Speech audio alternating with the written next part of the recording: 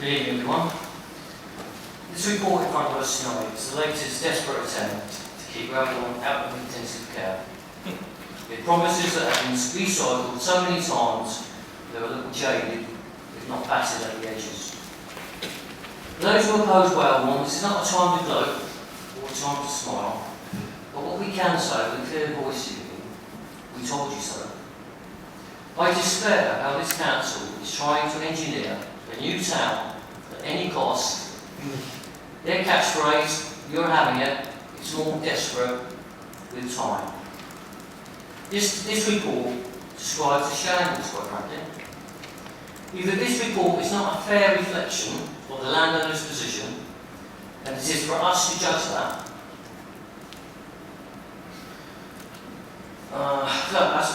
Or the report in my book is showing a lack of oversight.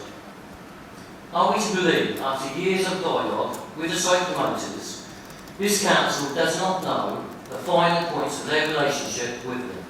I don't believe that, and I expect the site promoters are having a little chuckle themselves. The community has been telling this council for many years now that the Wellborn plan was too ambitious, immature, a huge undertaking, the time frame hopeless.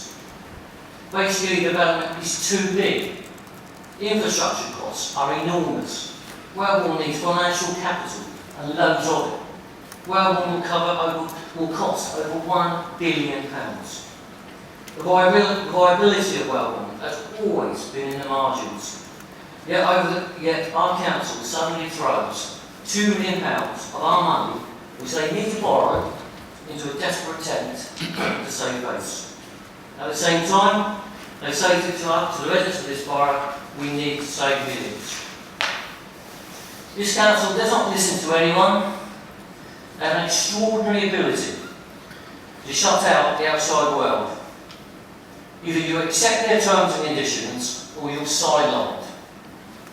What is required, in my opinion, and would have been supported through meaningful public consultation, was a substantially smaller development meeting the actual core housing needs of Fareham, not South East Hampshire. Fareham housing needs have become secondary to the South East Hampshire growth plan. We build hundreds of new homes, yet we fail to resolve the core problem of the housing need here in this borough.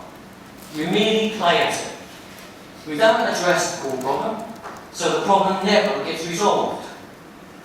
We build 100 new houses in the hope we get 10 if we're extremely lucky, which would help those who say, hey, we need a home. The very people that we should be building for in the first place. The usual answer is, sorry, not this time. We'll build another 100 and see what comes along for you. No guarantee though. Because of this council's failures on Wellborn, we now have the potential of Wellborn to the north, Newlands to the south, Cranky Road to the east, and heaven knows what's to the west. There's not much out there, is there? The strawberry fields are long gone. That is the reality that we face tonight. That is the stark reality that the residents of this borough are facing. The gates to developers are now open. All because this council believes they know better than anyone else. Tonight, Hannah and Man are surveying a hole, a very big hole, and at the bottom of that hole is NPC. Or what is worse, they're still digging. We'll probably require chasing you to get you all out. In my opinion, it's my private opinion, councils making these decisions are clueless. You don't listen, and if the public do speak out against you, they become the enemy, a target, someone to dislike, even though you don't know them. Honestly, what a way to live. This executive should take full responsibility for the implications of this report, not just on Wellborn, but the implications to the other green sites across our borough. And even more, the financial risk you are creating for the taxpayers of this borough. May I end by quoting the government inspector who oversaw the appeal regarding land adjacent to the navigator or Sonic Lane. dated December 2014, paragraph 56 of his report. This is what he said. There can be no doubting that the amount of work that's already gone into the Wellborn scheme or the commitment of all parties involved.